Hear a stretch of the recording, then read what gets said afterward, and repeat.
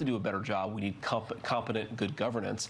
Now, that doesn't mean you can't criticize the governor of California for, I think, some very bad decisions over a very long period of time. I mean, some of these reservoirs have been dry for 15, 20 years. The fire hydrants are being reported as going dry while the firefighters are trying to put out these fires. There is a serious lack of competent governance in California, and I think it's part of the reason why these fires have gotten so bad. We need to do a better job at both the state and federal level.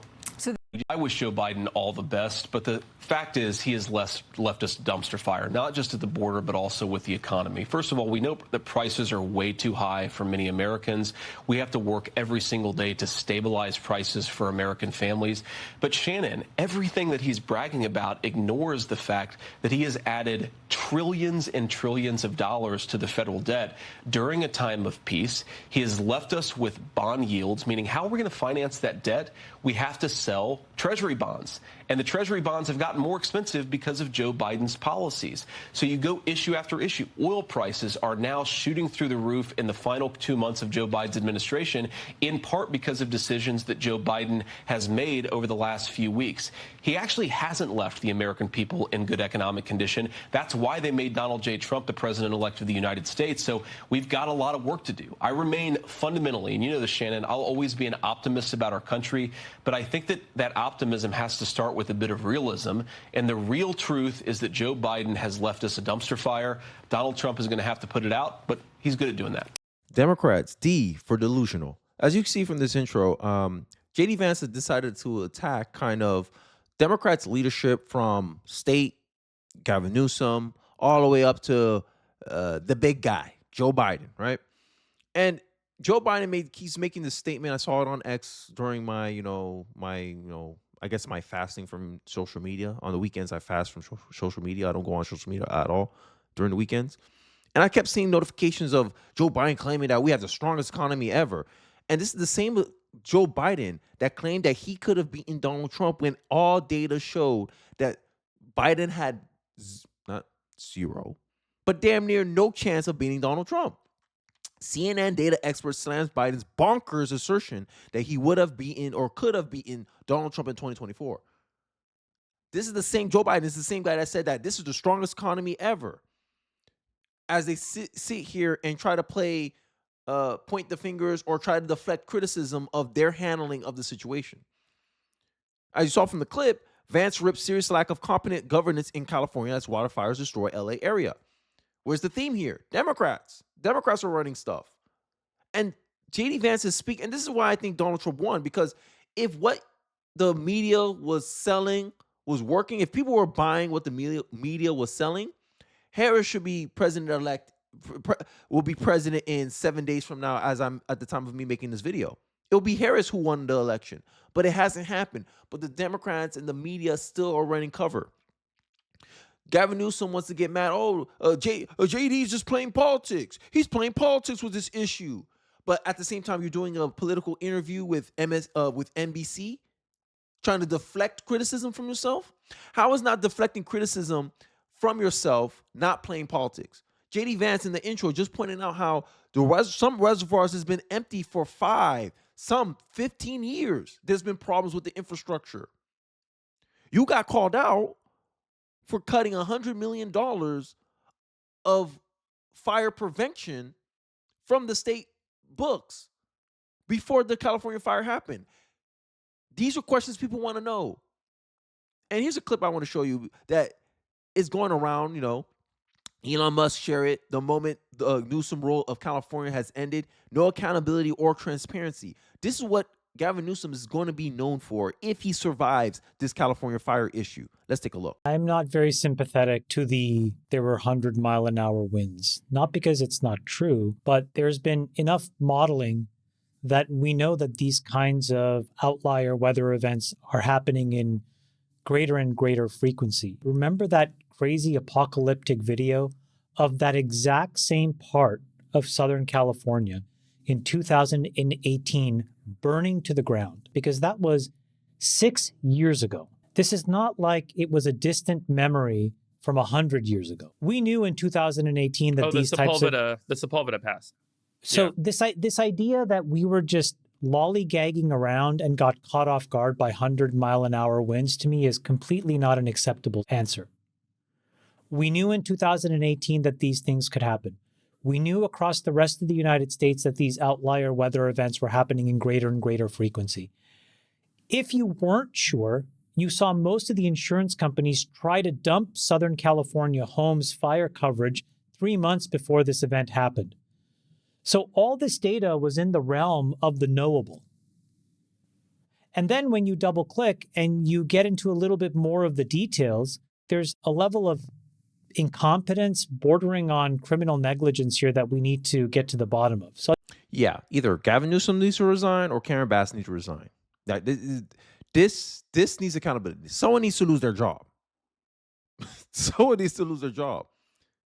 And I told you the history of Gavin Newsom's political career. That wildfire you saw from November 2018, that video, that clip, Gavin Newsom was lieutenant governor at the time when that fire was going on in 2018. And now in 2024, 2025, you don't know what's going on? No accountability, no transparency. This is going to be the Democratic brand. If you want transparency, it's the Republican Party. If you want accountability, it's the Republican Party. Because when the Republicans F up, the media is going to make sure the blame is centered on the Republican politician. So the Republican politician is incentivized to actually fix stuff, actually prevent stuff from happening, because they know if stuff goes wrong under their watch, they'll be scrutinized, they'll be criticized directly. Not like the Democrats. The Democrats get babied by the media. And this is one of the reasons why I say, hey, people, don't vote for Democrats anymore. Because when a Democrat gets elected, when they F up, the media don't want to hold them accountable for nothing. The media don't want to hold them responsible for anything. And if you know that someone's not going to be called out, not going to be criticized when they do something wrong, is that an environment that's incentivizing politicians to make good decisions? No.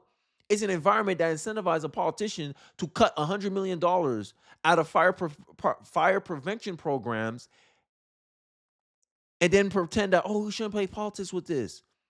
Pretend that, oh, that had nothing to do with what could have prevented this fire from happening. Preventing the lack of preparedness from the fire chief. Not knowing that when she put the fire hydrant in that the fire hose into the fire hydrant, that no water is going to be coming out. They pretend that this had nothing to do with it. And then when JD calls them out for their incompetence, their lack of preparedness, hey, Biden left us with a dumpster fire. Democrats left us with a dumpster fire. Democrats want to pretend that, oh, they're playing politics. When really they're just centering the criticism where it is. Because end of the day, we know the media is not going to call out the Democrats. Republicans are politically incentivized to call out when Democrats F up. That's the point of our political structure. And the media, as is shown time and time again, has a liberal bias where they're not incentivized to call out and criticize people of their own side, which is the Democratic Party. But I digress. Let's get more into this interview with JD Vance, because this fire story is very important. So people are going to talk about it a lot. So I think it's going to be kind of the first few minutes of the interview, and then I'll leave it off for my final thoughts. Thank you. It's good to be here. Okay, so I want to talk to you about the fire situation in California, because your administration will be coming in, taking over the reins as the feds are trying to meet that, along with many other emergency situations they have going on. Gavin Newsom, the governor of California, has written to President Trump saying, let's not be divisive right now. Come out and visit. Let people see us working together. Any indication the president-elect may do that? Well, I know the president would love to visit California. And first of all, our hearts go out to everybody who's been affected by the storms. I've seen some of these videos of people where, folks have lived in those homes for 25, 30, 35 years and everything is gone. And whatever your political affiliation, it's hard not to see those images and just be heartbroken for our fellow Americans who are going through a very tough time. And I do think, frankly, the federal government has to do a better job. President Trump is committed to doing a better job when it comes to disaster relief.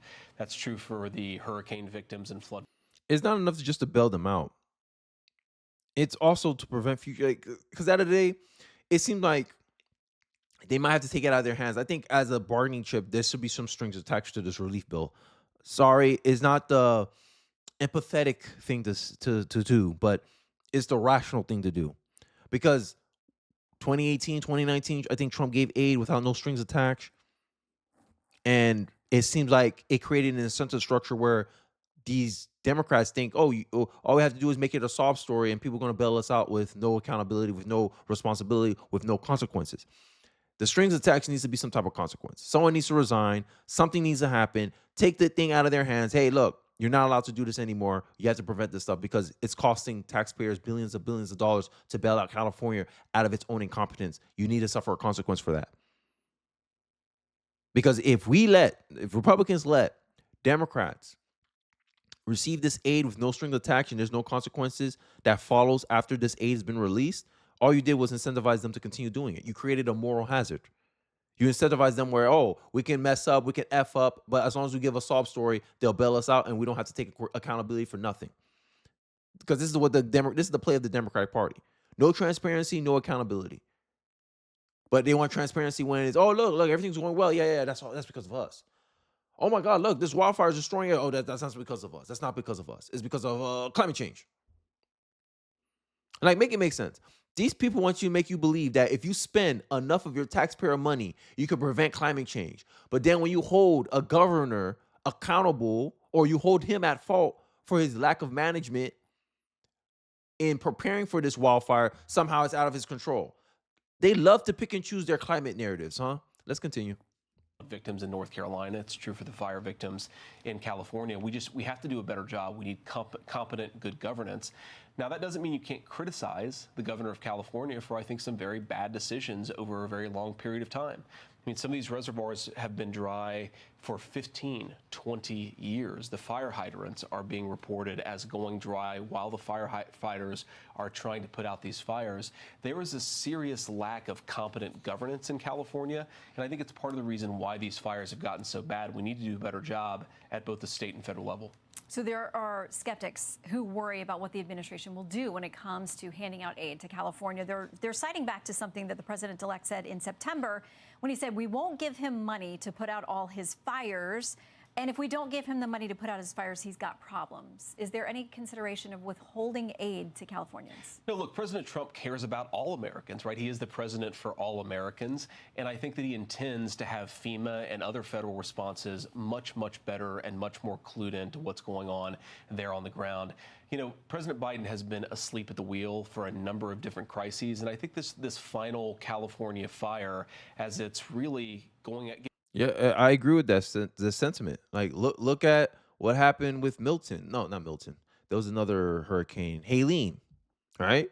Everyone was like, where's Biden? Where's Biden? Remember, George Bush took, 10 days to respond to an emergency? And you saw how the media went after George Bush. Biden took even longer to put out a response about what happened in Helene. And the media... oh, y'all playing politics. Oh, you don't need to respond. There's a lot of things going on. He has a war. The media found every excuse in the book to not criticize and attack Joe Biden the same way they attacked George W. Bush. And now you're seeing the same thing playing out right here in California versus Florida. This is what ticked off Ron DeSantis to go on his tirade about how you guys are just the defender of Democrats, the Democratic defenders. That's what the mainstream media is known now, for me anyway. They're the Democratic defenders. Any way they can absolve Democrats of responsibility, that's what they're going to focus on. But they're the party that says, oh, you can pay your way out of preventing the climate from changing. But for some reason, you can't govern your way into preventing issues with wildfires that you've known about since 2018. That your current governor was lieutenant governor while the 2018 Camp Fire happened. But we can't hold him accountable for nothing. He don't know. He don't have any answers. He don't have any inkling of an idea what the hell happened down the chain. But we're supposed to trust Democrat governance. Okay. Yeah, okay. Getting out of control in Biden's last week and a half, I do think it drives home just, again, we've had incompetent governance for so long. You know, President Trump often says that the coalition that made him the president was just a common sense coalition. There were conservatives, there were moderates, there were even a few liberals. But the thing that united us is just this basic idea that, yes, government should be smaller, but when government does the things that it should do, it ought to do them well. And that's one of the things that President Trump and I are going to fight to get back to. So President Biden is doing what he can on his way out the door on a number of issues, and critics would say some of those appear to be aimed at blunting what you all might have planned. Let's talk first about immigration. Politico has this headline: Biden extends temporary status of nearly 1 million migrants ahead of Trump deportation. Look at this. Look at this. Look at this thing. Like, Imagine you're a president that lost, like your party lost badly electoral college, because that's the only thing that matters in this republic we call the United States of America. And Biden's doing everything he can to sabotage the incoming administration that won the popular vote, that beat his vice president, who was the border czar, who was in charge of immigration. And he wants to continue doing the same thing that he did in his first 3 years, that got the Democrats in the situation it is today. Just from this is how I play politics. This is how I would play politics. If, let's say, I had a large following, I can control what American people do. If I can influence the American people, this is how I would influence the American people.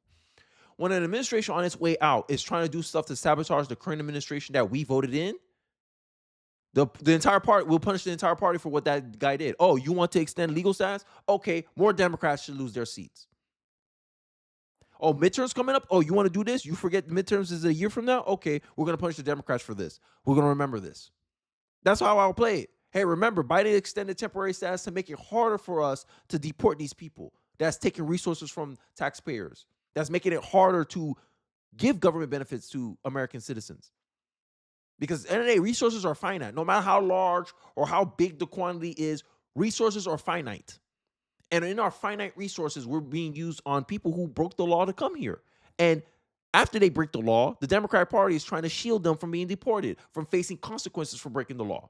But you American citizens, you do any kind of F up, like protect yourself from a violent criminal individual, and if he ends up, dying because you defended yourself, they'll hold you fully account to the law. But an immigrant that breaks the law, come here illegally, they'll give temporary status. Hey, que lindo. How nice. How nice of the Democratic Party. Says the move allows people from certain countries who currently have temporary protected status, or TPS, to renew work permits and deportation protections, extending the program for El Salvador until March 2026 and Sudan, Ukraine, and Venezuela until October. We should punish the Democrats for this. How does President Trump plan to handle these last-minute things, and what are his own executive actions planned, especially with regard to the border on day one? Yeah, so Shannon, if you step back a little bit, I do think it's important to reiterate that not just on the border, but on a whole host of issues, President Biden has left us an absolute dumpster fire. Now, we're excited to get to work, but we need to be open and honest about the fact that President Biden has not left the next administration in a good place, right? FEMA's funds are depleted. Exactly. We have a wide open southern border. Oil is going through the roof. Bond yields went from 4.1% to 4.8% in a month. And that's on top of the fact that President Biden has been running the largest peacetime deficits in the history of this country. So we've got a lot of debt, a lot of problems, and a wide open southern border. And thank God that Donald Trump takes office in a week and a half, because we need somebody to actually govern this country effectively. And you get the idea. You get the angle that JD Vance is coming with. Hey, you want competent leadership? You put Donald Trump in. Hey, Donald Trump is the person of common sense. Hey, this don't make sense. It don't make sense to have your border wide open, not inspect people who are coming through the border. Then you find out, hey, an illegal immigrant has been ID'd as a suspect for the arson that created the forest fire, the wildfire that's happening right now in California. Illegal immigrant did that. So that means if we had a strong border, that illegal immigrant may have not been in the position to do what he did to cause the forest fire that he did. Decisions have consequences. And as you can see, California is reaping those consequences. Us as a nation, we're reeling from those consequences. Many deaths, many people got hurt due to the lack of negligence on the border, due to the fact that Biden wasn't inspecting people. He let people that got deported 2018 during Trump's administration back into the country, and that person lit someone on fire. These are the consequences of bad decision making. And Americans realize this and say, hey, look, we got to go in a different direction. And to spite the American people for making a different decision, the Democrats are trying to punish the American people by extending the temporary status. That's how I see it anyway. That's how I take it. And I always said this. Democrats are not a party for the American people. The Democrats are a party for themselves. They only represent their ends. Hey, if you don't do it our way, it's the highway. And Joe Biden is literally doing the highway approach. Oh, you don't want to put me in power. You don't want to put my party in power. Okay, we're going to do whatever we can until we lose power. Probably the last day of his administration, he's going to pardon everybody and their mom. Who knows? That's how unpredictable the Democratic Party has been lately. And I think the way that the Democratic Party is presenting itself as a party that can't compromise, as a party that can't realize when it's on the wrong side of the issues, when their prescriptions to the problems that American people are complaining about isn't working, but they keep doubling down on that approach. I think this will continue to hurt them in the future, and I hope they continue doing this in the future because the Democrats look out of touch. They look like they don't want to be held accountable. They can't take constructive criticism. They can't respond off of criticism. They can't become a better party at all. It just seems like they just double down, quadruple down. It don't like these people don't want to change because they literally believe that nothing is their fault ever. But they want all the credit in the world. Oh, look, it was our economy that Donald Trump had. It was because of us. They want to take all the credit for all the good things that happen in this country. But they don't want to take any responsibility for any of the bad things that happens in this country. Make it make sense. What a self-centered party. And they want the trust of the American people? Get out of here. Let me know your thoughts in the comment section below. What do you think of JD Vance's comments? Is it spot on? Is it plain political? Let me know your comments, your comment section, and let me know your thoughts in the comment section below. Don't forget to like, comment, subscribe. Appreciate you guys watching the end of the video. I'll catch you guys on the next one. Peace.